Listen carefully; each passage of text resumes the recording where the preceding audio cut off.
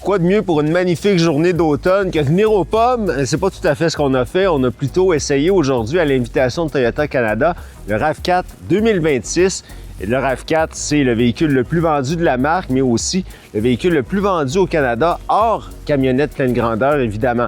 On a pu rouler quand même 200, même 300 km aujourd'hui, différentes versions de ce véhicule-là qui retient la même plateforme, la plupart de la mécanique de l'ancienne génération, mais qui évidemment a un nouveau style et aussi une gamme qui est exclusivement hybride. Donc hybride classique pour la plupart des versions et on va avoir 3 versions hybrides rechargeables qui vont être lancées un petit peu plus tard en 2026. C'est un modèle aussi qui inaugure le nouveau système multimédia de Toyota, une révision du système qu'on connaît déjà. Ça ne sera pas de refus parce que, bon, il y avait quand même quelques écueils, là, c'est plus clair.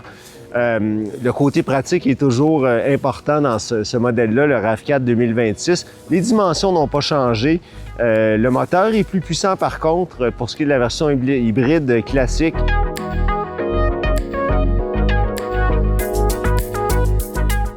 On amène aussi une certaine douceur de roulement, une stabilité. En tout cas, les premières impressions qu'on a, c'est que c'est un modèle qui est plus intéressant à conduire, plus insonorisé, qui a perdu le petit côté bondissant de l'ancien modèle. On a eu des routes bosselées pour le constater, même si on est en Ontario, donc tant mieux.